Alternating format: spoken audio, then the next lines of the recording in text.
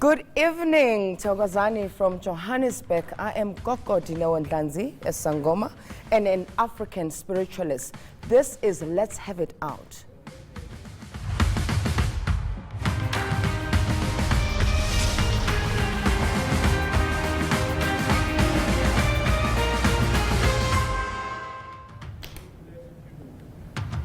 I am a sangoma. I am an African spiritualist. I'm not a traditionalist. There are different types of traditional healers. The most common known type are sangomas, and sangomas, we know them as diviners. They are interceders between the living and the ancestors, those who have passed on. We also have izinyanga, which are traditional medicinal people. So these are herbalists, the people who specialize in roots, in plants, and animal fests to facilitate healings. We also have abatandazi or baprofita, which a lot of them find their practice and are embedded in church and faith-based organizations. So tonight, South Africans, what we are unpacking is how does all of this really work? How does somebody get a diagnosis? How do we know that they are ill? From what are they ill from? And how does that move into treatment? And also, most importantly, that people ask themselves, are they really getting healing? How do they get healing? How do we verify that the healing is occurring? Because sometimes people think this thing is magic or airy-fairy, and people sometimes believe it's a placebo effect. And people say that if you don't believe in these practices, so they can really not work for you. Well, fortunately for us, we are joined in studio by a doctor, and yes, this is not a medical doctor, but a doctor of academia who has been trying to learn how African healing really works, trying to really understand it from somebody who has studied sociology. It's an interesting field for them because some people say if you don't believe, like I said earlier on, in it, it doesn't work. Some people say whether you believe in it, it doesn't mean that it doesn't work. So let's have this out. Let's have this conversation tonight. This is Let's Have It Out. Well, you can have your say as well on this show, and here is how to. Tweet us at ENCA using the hashtag LHIO. Call us on 011-759-6340. Or send us a WhatsApp or WhatsApp video on 082-884-6370. And make sure those videos are no longer than 30 seconds, please. Well, to discuss this with me, South Africa, we are joined in studio by Dr. Alex Asakitipki. I hope I'm pronouncing his name right. Yeah, that was a good one. You tried. Did I try? Yes, My apologies if I butchered your surname. So welcome to the show. Thank you very much. So exciting to have you here. It's a real pleasure to be here, Dineo. It's a real pleasure, and I'm looking forward to this wonderful discussion. So I'm sure as somebody who's really been invested in sociology and somebody who is African, born in Nigeria, yes. And a doctor of philosophy, right? Yes. You've been really asking yourself these questions around, you know, how does the healing practices work? I would be interested to find out, what do you call your healers in Nigeria? We have different types, of course. We have, amongst the Yorubas, they are called the Babalawos. Amongst the Hausas, they are called the Alfas. Amongst the Igbos, they are called the Idibias, and so on and so forth. So there, of course, there are over 700 cultural groups, so they have different names for their traditional healers. That's great, and yes. I know that Yoruba culture is what made also African healing very famous in the West. That's right. So how do you how do you differentiate for yourself as an academic who really their work is based on verifying and documentation of whether things work or not, and transitioning to this other practice that is based on experience and experiential proof? Well, my interest in traditional medicine started about 2 years ago when I was invited to do a review of African governments and how they were able to achieve the Millennium Development Goals of 2015. Yeah. And I realized that in actual fact, no African country was able to achieve that. Yes. They couldn't reduce significantly maternal mortality, infant mortality, and so on. And on the average, all African countries put together, they spend over $12 billion Wow. per annum on Western medicine.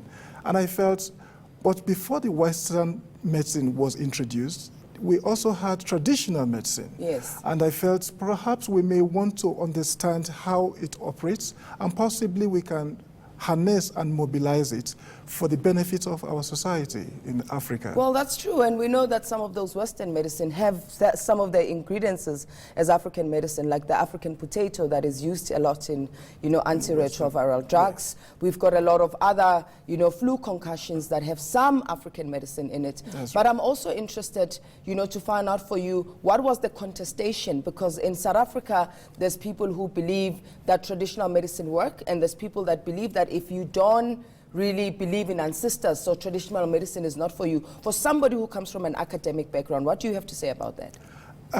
Before I entered into this field of traditional medicine, that has always been my assumption, that you must believe for you to be able to be cured.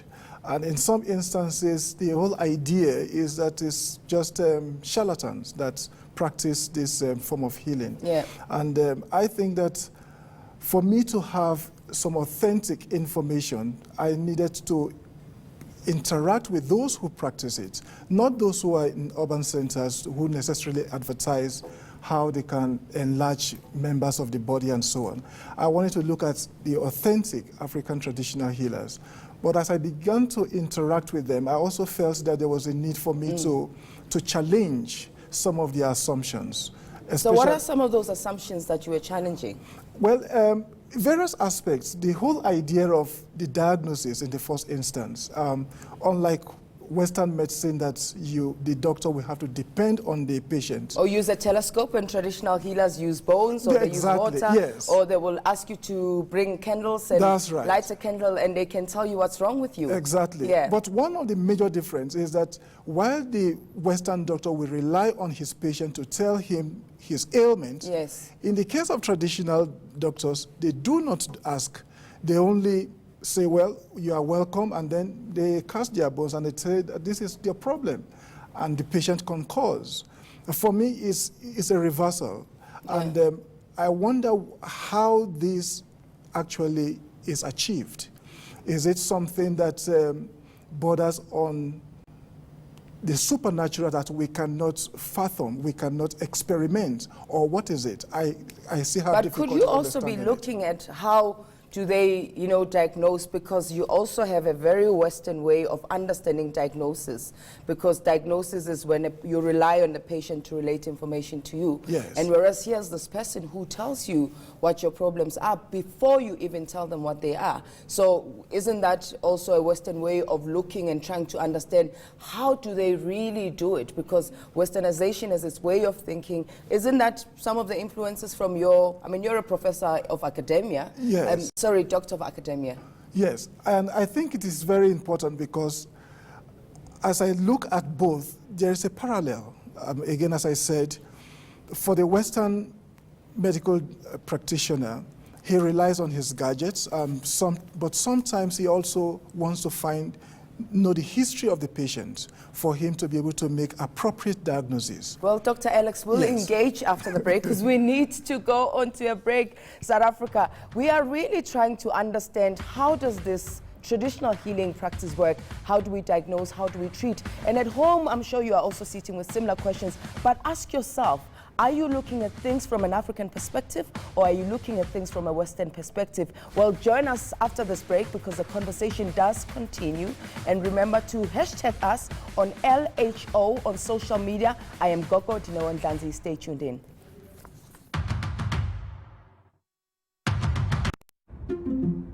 See, feel, climb. First out, last in. Look round corners, look in crannies. Go down dark alleys, lose yourself. Catch a lift. Push boundaries, break new ground. Turn things inside out. Go walkabout, get set. Go after the goosebumps. Never stop discovering.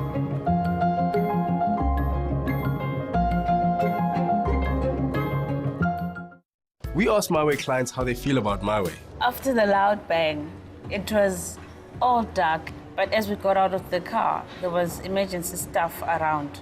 I imagine if we didn't have an emergency alert, we would have probably spent 3 hours without help. The car was a write-off, but My Way took care of everything.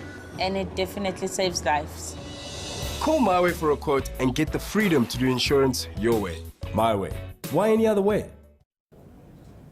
So welcome back. We are still here having a conversation trying to understand how does traditional African healing really works. And in studio with me, we are still with Dr. Alex. I prefer to just say Dr. Alex, a doctor of, he's a doctor of sociology from Monash University, and we are continuing really our conversation tonight. Yes. Before the break, we were having a conversation about the issue of diagnosis, but I know because I'm a sangoma, I'm a practicing sangoma, and I work with patients. Right. And I know that sometimes people come with their own skepticism around how we actually do diagnosis. Yes. I will say to you, I see a deceased grandfather who used to wear and dress in this particular way and is asking you to do a particular thing. And people like you would look at the bones and like, show me in the bones. Where do you see the dress code? Exactly. But those things really, doctors, are tools. Like doctors would also have tools that they use. They're not necessarily their grandfather there, because as you know, Africans are very spiritual in nature, and Africans do believe that actually as human beings, our incremental part is spirit. So as an academic doctor, what do you have to say about we believing that we as people, we are spirit first before we are human? Absolutely, I agree with you there. The issue therefore is with the diagnosis. When you say you see this ancestor with this dress code, are you imagining it, or is it something that is real to you? But is it an imagination if a patient, you're telling them about an ancestor and they resonate with it? So would you say that it's an imagination or it's a fact? In that realm, again, it becomes very difficult to concretize because you do not see the ancestor. You are only told about it. No, you don't see it in a physical sense, but in a spiritual sense you do, because there are people who are called clairvoyant, which they see visions and they see things, and there are people who also hear things. So I'm asking you, if I'm coming and you're coming to me for a consultation, and I'm telling you about your grandfather, and I'm very descriptive of your grandfather, or I'm descriptive of what you are experiencing, are you going to contest that because you are trying to look for the evidence in the bones, or are you going to contest it because it's something you don't resonate with it? I said, if you resonate with it, then what? I will agree with you. If you tell me that this is my ailment, and I'm sure this is the ailment, I will agree with you. But the aspect of you telling me that my ancestor, my great-grandfather, is telling you something, that becomes a bit difficult for me to chew. And really. Why is that? Why is that? Because I am not sure that these ancestors you are talking about, they are real. They are here. They are someone that you see. These are phantoms. These are imaginations. But sometimes this imagination may translate into some concrete reality for you as a sangoma, but not to me as the patient. Well, I said earlier on, some people, you spoke about your interest and why you ventured into understanding traditional medicine. Yes. So if ancestors are really not real, and these are people who used indigenous medicine, indigenous traditional medicine, and they've passed it on, because you know, as Africans, we don't have documents, medical journals that document how we practice things. So if ancestors were not real, then what is your fascination with how we heal now? Because that knowledge system is passed on from one generation to the other, which then deems ancestors real, right? Yes, and I do not undermine the reservoir of knowledge of sangomas. In actual fact, as I interact with healers and as well as patients, I am convinced that there is something real about it. So if there's something real about it, and sangomas are people who know that indigenous knowledge system is passed on to them by their ancestors. That's right. So then wouldn't that say ancestors are real? In their world, yes. I think I'm struggling with my Western academic training. And again, as I begin to interrogate this whole repertoire of healing practices, I also become a little bit confused, that is the fact, because I see a reality, someone who says that she went to the medical doctor and they said that nothing was wrong with her, but she knew that something was wrong because she had a swelling. And then she comes to see a sangoma, and then she said, oh no, you are being called. And once she agrees, the swelling goes, and then she becomes because normal. sangomas look at the root cause. Doctors really diagnose, you know, based on symptoms. And as we're saying, we're not saying doctors are not needed, because, Yes. you know, the other thing that's very interesting about African healing, we recognize that a person is complex, so they require holistic healing, that sometimes medical intervention might be required, and sometimes other interventions might be required. So when we're looking and diagnosing a patient, we're not calculating symptoms. We're looking at why are you experiencing a headache. Is a headache because you are stressed out? Are you having a headache because you are getting messages from your ancestors and those messages are not being heard? Yes. So you are right even earlier on, Doctor, when you said not only you, all of us, myself included, that our paradigm and our way of looking at things is still very Western. So it's still very colonial. To a large extent, I agree with you. But as I continue with my research, what becomes even more paramount at this stage is how you are able to diagnose. Yeah. Let us take mental illness, for example. The Western medical practitioner will say someone is mentally ill because he or she is depressed, Yes. or because of some childhood trauma and so on. Yes. You may look at that same problem and say, it has to do with the ancestors. But it can have to do with the, I also believe people have childhood traumas that really causes depression. Okay. But what we mean by it could be ancestral, it could be that you are actually carrying a family pathology of past childhood traumas that passed on from your mother to you, or that passed on from your grandmother to you. So that's what we mean by ancestors. And maybe, Doctor, sometimes is that our understanding of ancestors and how things are, and that we always have to interpret them in mainstream language, that we lose the meaning and understanding of really the word ancestor. What do you understand an ancestor to be?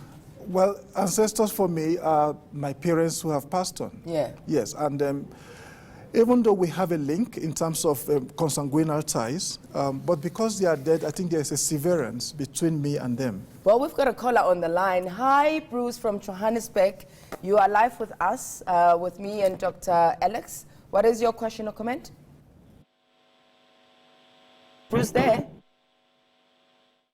Bruce? We can't hear Bruce. We hope you call again and you engage us in this conversation. So you were still telling me that your ancestors are your parents. So your parents are deceased? Yes. So what is your belief around that? So where are they? Who are they now?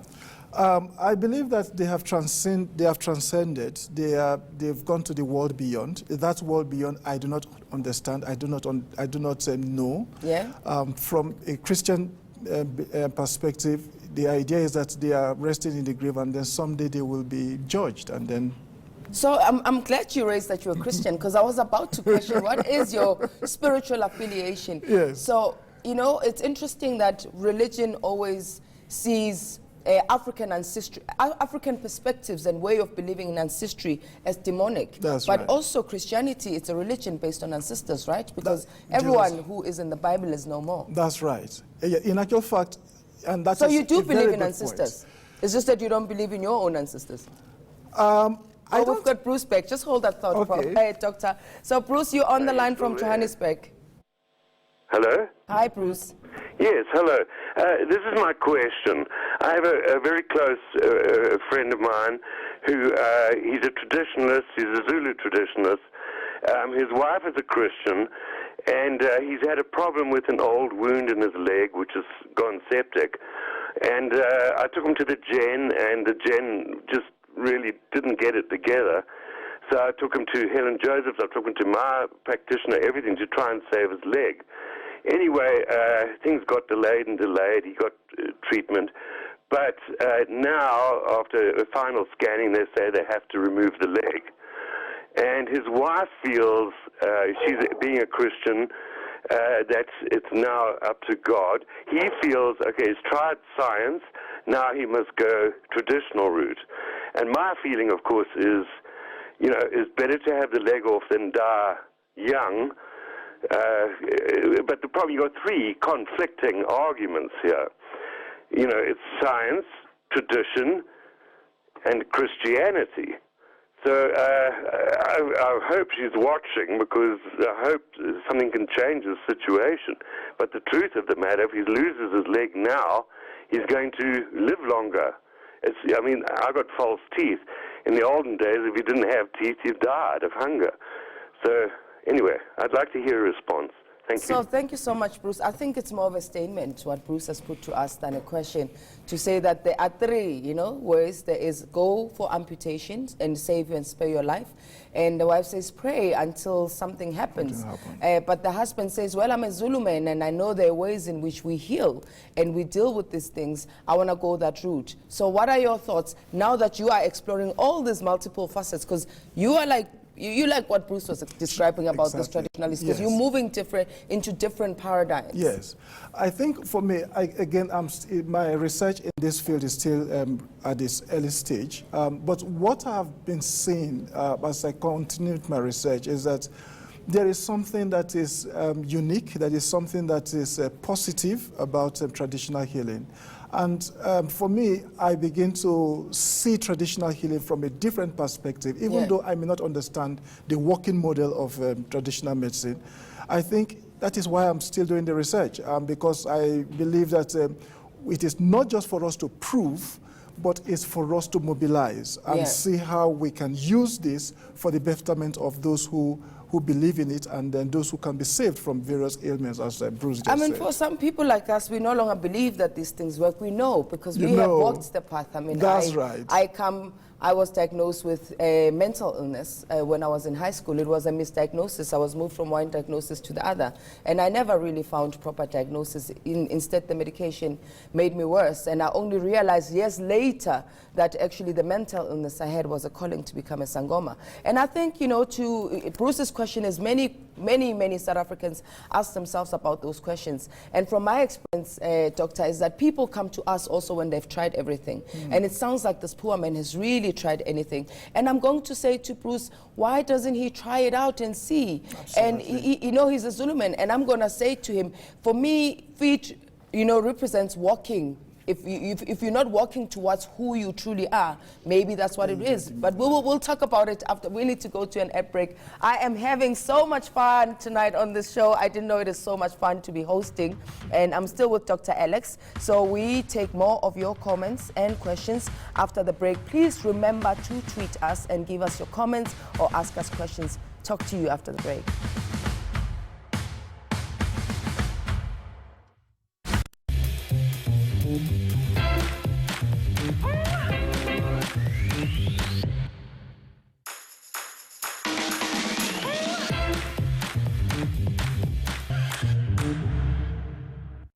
If you're living with HIV, then please pay careful attention. Did you know you could get up to 10 million rand life cover through All Life, the leaders in life insurance for people living with HIV? It's for men and women aged 18 to 59. Cover starts immediately, and for very little extra, you can choose to receive a lump sum cash if you are disabled or unable to work. SMS LIVING to 45863. Or call now. Your confidentiality is guaranteed. And it's more affordable than you think. Remember, life cover gets more expensive as you get older. Your premium will never be lower than it is today. Join the thousands of people who've already chosen this cover. SMS LIVING to 45863. Or call now. Do it for you. Do it for your family. All Life is underwritten by Centric Life Insurance Company Limited. T's and C's apply. All Life. Cover for the living. Well, we are back on Let's Have It Out, and on the line we have Walter with us from Empangeni. Thokoza mkhulu. Hello, sawona. Bunjani ke? Ngiyabinja. Good. What is your question or comment? Hello, doctor. I wanted to greet to the doctor. Greeting to the doctor. Doctor is here. Yeah, speak. Doctor is listening. Yes. Okay. There is two things I want to say to doctor. You see, traditional healers, I mostly believe in traditional healers, not sangomas.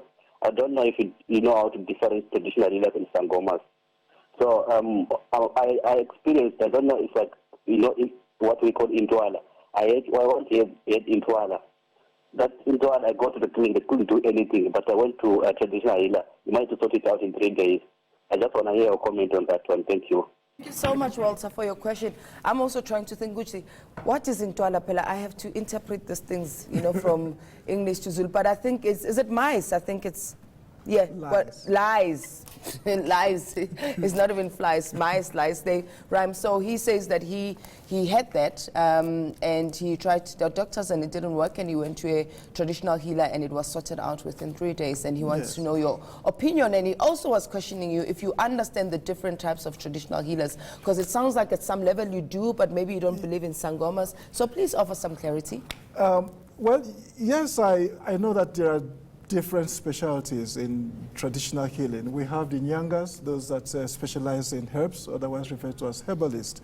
We have the sangomas, those who transcend just herbal knowledge. They also diagnose illnesses using bones. Yeah, but he wants to know, doctor, he wants to know that what is your take on it? He's been to a medical doctor, he had lice, which is a medical condition, and they didn't heal it. Yes. But he went to a traditional healer and it got healed. But again, this is where I'm humbled as I begin to research into this very, very We need to rich close, field. unfortunately. We ran out of time. And I'm hoping that a lot of you are also humbled like the doctor. Just because you don't believe in it doesn't mean it doesn't exist. And that's it for tonight's edition of Let's Have It Out.